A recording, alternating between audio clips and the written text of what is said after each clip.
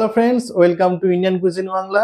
আমি বিশ্বজিৎ চলে এসেছি তোমাদের সাথে আজকে তালের বড়া রেসিপি শেয়ার করতে। তো চলো শুরু করি। তালের বড়া বানানোর জন্য প্রথমেই আমি 200 গ্রাম সুজি নিয়ে নিলাম আর সেটাকে অল্প পরিমাণ জল দিয়ে ভিজিয়ে নিচ্ছি।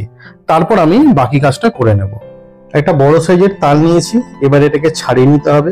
তার জন্য প্রথমেই তালের ওপরের অংশটাকে খুলে নিচ্ছি, এরপর তালের গায়ের কালো ছালটাকে ছাড়িয়ে নেব। তোমাদেরকে এখানে একটা কথা বলে রাখি, তালটা কেনার সময় তোমরা অবশ্যই একটা কালো দেখে তাল কেনার চেষ্টা করবে, নয়তো তালটার তেতো হওয়ার সম্ভাবনা থাকে।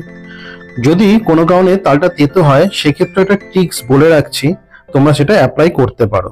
সেটা হলো তালের পাল্পটাকে জাল দিয়ে নেবে, তাহলে তিতকুটে ভাবটা অনেকটাই কেটে যাবে।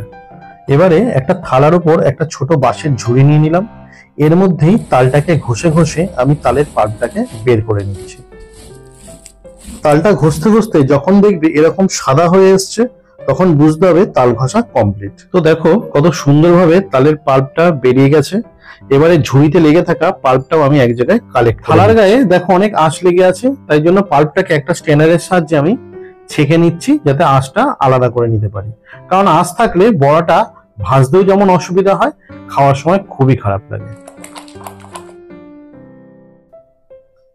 তো দেখো এটাতেই কতটা আঁশ লেগে রয়েছে। এবারে ব্যাটারটা রেডি করতে হবে। সুজিটাও দেখো বেশ ভিজে গেছে। এর মধ্যে আমি তালের পাল্পটাকে নিয়ে নিচ্ছি আর তার মধ্যে আমি এক এক করে সব জিনিস অ্যাড করে দেবো। অ্যাড করে দিচ্ছি 250 গ্রাম চিনি, তবে তোমরা চিনির পরিবর্তে গুঁড়ো ইউজ করতে পারো।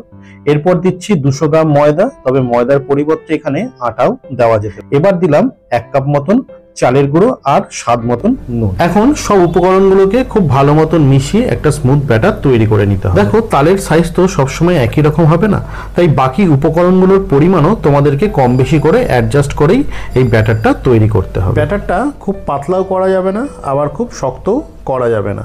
যদি দেখো কোনো কারণে ব্যাটারটা খুব পাতলা হয়ে যাচ্ছে, সেক্ষেত্রে অল্প পরিমাণে ময়দা বা আটা অ্যাড করে নিতে হবে। সবশেষে দিয়ে দিচ্ছি 1 চিমটে খাবার সোডা। এবার এটাকে খুব ভালো মতন মেখে নিলেই ব্যাটারটা একেবারে রেডি। বড়াগুলোকে এবার ভেজে নিতে হবে, তার জন্য নিয়ে নিচ্ছি হোয়াইট অয়েল।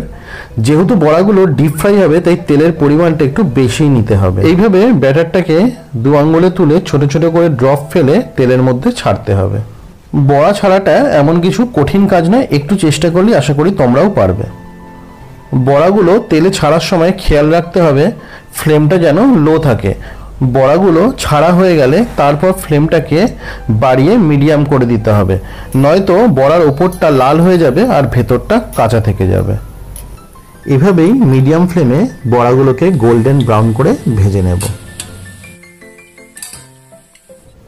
তো দেখো বড়াগুলোতে সুন্দর কালার এসে গেছে, এবার আমি এগুলোকে তুলে নেব।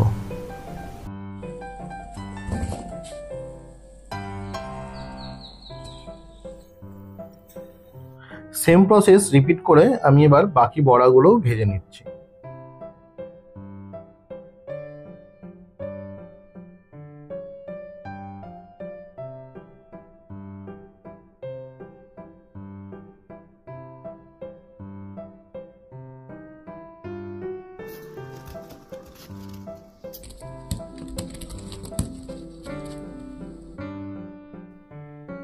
সমস্ত বড়া আমার ভাজা হয়ে গেছে, তো দেখতেই পাচ্ছ বড়াগুলো কতটা সফট হয়েছে।